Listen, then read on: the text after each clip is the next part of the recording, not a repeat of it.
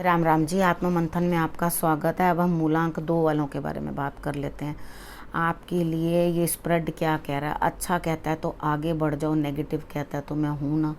आपको मोटिवेट कर रही हूँ, आपको समझा रही हूँ, आपको बता रही हूँ किस तरह से आपने क्या करना है, मित्र शत्रुओं को कैसे हैंडल करना है और किस तरह से आगे बढ़ना है। कार्ड्स तो आए हैं, वो अपना इवेंट दिखाएंगे ही, ठीक है। लेकिन जहाँ मैं आपको उपाय बताती हूँ उन चीज़ को समझ लो, और जहाँ आपको इंडिकेट करती हूँ ऐसा ना करो तो वहाँ पर आप सचेत हो जाओ, ठीक है। अब तो आपको मैं गुरु मंत्र भी बताती हूँ, तो क्या दिक्कत है, ठीक है। अब हम सबसे पहले आपने करना क्या है, सिर्फ आप मुझे फॉलो करते जाओ, बस और कुछ नहीं करना। अब संडे की बात कर लेते हैं। संडे वाले दिन मुझे ऐसा लगता है कि आपको कोई चीज़ की कमी नहीं है, ठीक है। बस ज़रूरत किस चीज़ की है? एक गुरु की जो आपको एक्चुअली सही मार्ग दिखा सके, ठीक है। लक्ष्मी की कोई कमी नहीं, धन आपके पास भरपूर है, हर चीज़ है। लेकिन अगर उसके बावजूद भी शांति नहीं है, सुकून नहीं है मन में, तो फिर ऐसे धन का क्या लाभ, ठीक है। यहाँ आपको क्या चाहिए? बस मार्गदर्शन। तो आपको कभी भी ऐसा लगे कि हाँ कोई दिक्कत है, कोई परेशानी है, तो आप अपने गुरु को या किसी को भी गुरु बना लें, उनसे थोड़ा ज्ञान प्राप्त कर लें, तो वो आपके लिए रिजल्ट्स बेटर होंगे। अगर आपके कोई भी गुरु नहीं है तो थोड़ी देर शंकर भगवान के पास बैठिए, एक दिया जला लीजिए और उसके बाद उनसे अपने मन की बात कह दो।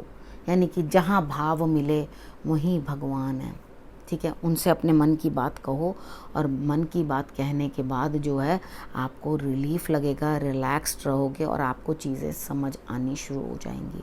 अब हम बात कर लेते हैं मंडे की। मंडे वाले दिन मुझे ऐसा लगता है कहीं ना कहीं कुछ ना कुछ जो है आपको जीत तो बन रही है, लेकिन वो सब आपको अकेले ही हैंडल करना होगा। यानी कि अगर जीत हासिल करनी है तो अकेले। आप अपने लिए साथी ढूंढते हुए दिखाई दे रहे हो। जीत किस चीज़ में, वो भी आपको कुछ समझ नहीं है। यानी कि आपको मालूम नहीं है कि हाँ मुझे किस चीज़ में जीत मिलती हुई दिखाई देती है, ठीक है। लेकिन वक्त आपको समझा देगा, वो दिन आपको समझा देगा कि किसकी, क्योंकि आपको तो कुछ मालूम नहीं, आपको पता ही नहीं चल रहा किसका फेस है, कौन मुझे जीत दे सकता है, किस जगह जाके मुझे जीत जो है प्राप्त हो सकती है। यहाँ पर आपने करना क्या है? आपने सिर्फ शांत रह के अपना कर्म करते जाना है। नुकसान होता है, हम हर काम करते हैं, एक ही दिन में तो सब कुछ नहीं होता ना। सपोज़ करो कि अगर आपने कोई भी काम शुरू किया है, आपने एक खाने का ही काम शुरू कर लिया, ठीक है। उधर आप अपने लिए जो है कुछ ना कुछ काम शुरू करो, तो जाते सार थोड़ी ना बाहर लाइन लग जाएगी खाना खाने वालों की। समय लगेगा, कभी 10 आएंगे आपके पास कस्टमर, कभी 20 आएंगे, तो धीरे धीरे आपका काम जो है बढ़ता चला जाएगा, ठीक है। यहाँ पर भी आपके लिए ऐसा ही है, किसी दिन घाटा किसी दिन कुछ चलता ही रहेगा, ठीक है। अब हम बात कर लेते हैं ट्यूसडे की। ट्यूसडे वाले दिन मुझे ऐसा लगता है कि यहाँ आपके लिए कहीं ना कहीं कुछ ना कुछ जो है इस तरह का हिसाब किताब है कि प्रोग्रेस तो हो रही है, मदद भी मिल रही है किसी ना किसी की। तो अपने दोस्त, अपने मित्र, उसको जो है अपने तालमेल बना कर चलना। अगर आपने अपने दोस्त का या अपनी दोस्ती का लाभ नहीं उठाया तो आपको दिक्कत। अब मंगलवार वाले दिन हनुमान जी की आराधना भी ज़रूर कर लेना।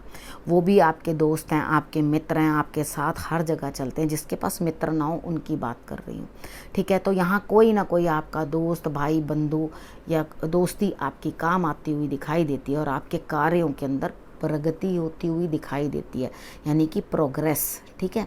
अब हम बात कर लेते हैं वेडनेसडे की। वेडनेसडे वाले दिन मुझे ऐसा लगता है कि यहाँ आपका अपने जीवन साथी के साथ या जिसके साथ भी आपका प्रेम संबंध है, तालमेल अच्छा होता हुआ दिखाई देता है।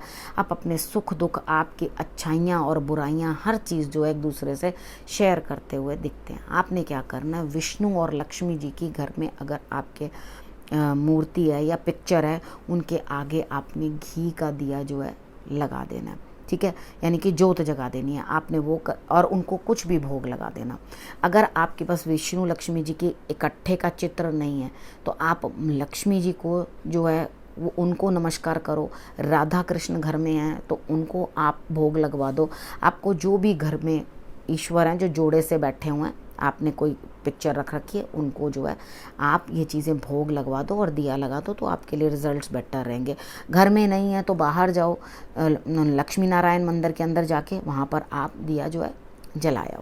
अब उसके बाद बात करते हैं थर्सडे की। थर्सडे वाले दिन मुझे ऐसा लगता है कि कोई ना कोई काम बनता हुआ दिखाई देता है बैठे बिठाए, लेकिन दिमाग बड़ा उलझा रहेगा। आपका दिमाग इतना ज़बरदस्त उलझा रहेगा कि आपको समझ में नहीं आएगी मैं क्या करूं और क्या ना करूं। तो करना क्या, आपने सिर्फ अपने गुरु को, अपने आराध्य को याद करना है कि हे प्रभु आप ही मेरे काम बनाओगे और कोई बना नहीं सकता, तो कार्य बनेंगे। लेकिन आपका दिमाग जो है वो बहुत ही ज़्यादा उलझा हुआ, उलझन में रहेगा। आपको समझ में नहीं आएगी मैं क्या करूं, किस तरह से करके बाहर निकलूं या आगे बढ़ूं।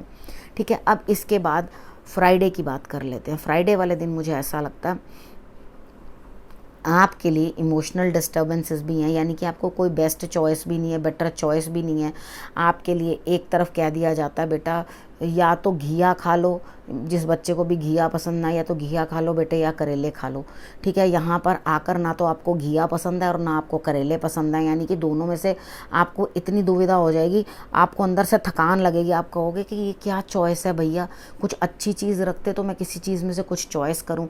तो यहाँ एक कास्ती और दूसरा द्वास्ती, मतलब एक दिन के फ़र्क में क्या फ़र्क पड़ जाएगा, यानी कि एक दिन के फ़र्क में क्या फ़र्क पड़ा, दोनों में से मुझे क्या मिला, कुछ भी बेहतर नहीं। तो यहाँ पे चॉइस करनी भी लाजमी है, यानी कि अब कोई ऑप्शन भी नहीं है। अगर चॉइस छोड़ दी तो वो ऑप्शन भी गया, यानी कि मम्मी ने बोला है कि बेटा क्या खाना है बताओ इन दोनों चीज़ों में से।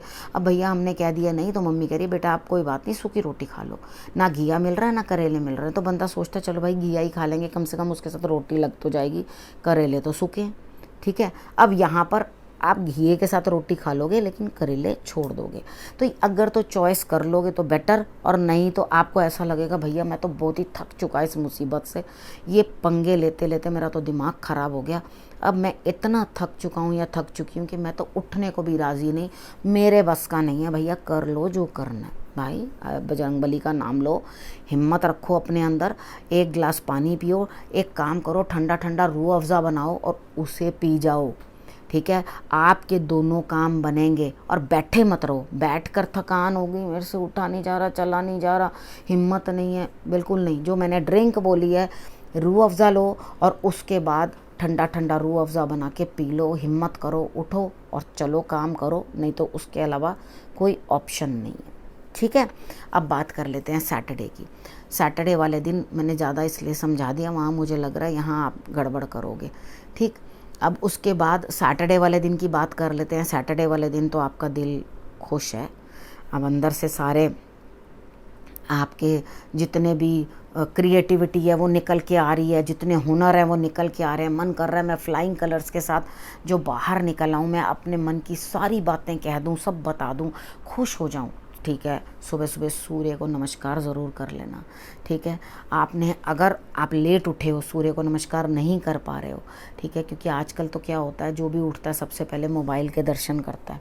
ठीक है, तो यहाँ पर सबसे पहले आपने क्या करना है, सूर्य देव के दर्शन करने हैं। अगर आप सूर्य के दर्शन नहीं कर पा रहे हो तो भाई सनफ्लावर आपके घर में होंगे तो लगे हैं, तो जाकर पहले उनको अच्छी तरह से प्यार करो, अपने पौधों को प्यार करो जो आपके पास पौधे हैं। ठीक है, सूर्य की रोशनी को महसूस करो। नमस्कार नहीं कर पा रहे, कुछ नहीं, थोड़ी देर बैठो और अपने अंदर ऊर्जा लेने की कोशिश करो, तो आप देखो आपका दिल भी बच्चों की तरह खिलेगा, नाचेगा, खुश होगा, और आप खुद भी अपने कार्यों में जो है अपनी खुशियों के रंग भर दोगे। यानी कि जब भी हम खुश होते हैं, अच्छा मूड होता है हमारा, तो हमारी प्रेजेंटेशन बढ़ जाती है। और यही अगर हमारे सर के ऊपर कोई डंडा लेके चढ़ा ही रहे, ऐसे करो वैसे करो वैसे करो, तो ना तो हम अपनी क्रिएटिविटी दिखा सकते हैं और ना अपनी समझ। ठीक है, तो आपने करना क्या है, अपने आप को क्रिएटिव बनाना है, आगे बढ़ना है। सैटरडे तक की मैंने आपको प्रेडिक्शन बता दी। अब आपके लिए गुरु मंत्र देखिए, जो भी आपके साथ हुआ या हो रहा है, या थर्सडे को हुआ, या आपको इस तरह से लग रहा है फ्राइडे का दिन, तो ये टाइम है, पूरा टाइम ये हीलिंग प्रोसेस है। ये आपके लिए एक हीलिंग प्रोसेस लेके आ रहा है। जब भी हमें कोई ज़ख्म हो जाता है उसको ठीक होने में समय लगता है। अगर हम बार बार उसको छेड़ते रहेंगे, खुरेदते रहेंगे, तो वो फिर से ताज़ा हो जाता है। वो ना जाते जाते भी अगर ठीक भी हो जाए तो वो अपने निशान छोड़ जाता है। तो इसलिए बार बार ज़ख्मों को मत छेड़ो। कुदरत उसे अपने आप ही ठीक करने के काम पे चल रही है, उससे खुद ही खिलने और अपने आप सही होने का। अब बारिश आ रही है तो जितने पौधे जल गए थे क्या वो सब हरे भरे नहीं हो रहे? तो कुदरत का एक नियम है, जो जले हैं उनको हरा भरा करना भी उसी का ही काम है, ठीक है। जो उनकी धूप सह गए तो वो उसके बाद आराम से बारिश का भी मज़ा लेंगे, उसमें भी खिल उठेंगे, ठीक है ना। आपको ये चीज़ समझ आनी चाहिए कि ये वक्त जो है, ये हफ्ता जो है मेरे हीलिंग प्रोसेस के लिए, और मैंने भी अपनी साइड से कुदरत को उस चीज़ के अंदर मदद करनी है। ज़रूरी नहीं है अभी अगर एक तरफ आपके पास एक पॉन्ड है, या मैं इसको इस तरह से ले लेती हूँ कि भाई आप घर में हो अपने, ठीक है, मैंने आपको उपाय में बोल दिया भैया गंगा स्नान करना, तो आप कहो अब इतनी दूर गंगा, इतनी बड़ी गंगा, मैं कैसे स्नान करूं? तो घर में गंगा जल है ना, थोड़ा सा बाल्टी में डालो और उससे स्नान कर लो। ज़रूरी तो नहीं है, आपके मन की इच्छाएं वो भी पूरी करेगा गंगा स्नान, वो भी पूर्ण करेगा। उससे नहाओ, हर हर गंगे करो। इसका अर्थ मैं यहाँ पे ये बोलना चाह रही हूँ, इसका जो कंक्लूजन है वो ये निकला है कि कई बार हमें थोड़े से भी संतोष करना पड़ता है। वो बहुत बड़ी पिक्चर जिसको एक्चुअली हम चाहते हैं कि वो होली डिप हमें मिले, वो नहीं मिल पाती, तो हमें क्या करना होता है? वेट करना होता है। अभी उसी से काम चलाओ जो आपके पास है, भगवान ने जो दिया है वो पर्याप्त है, उसमें ही खुश रहने की कोशिश करो।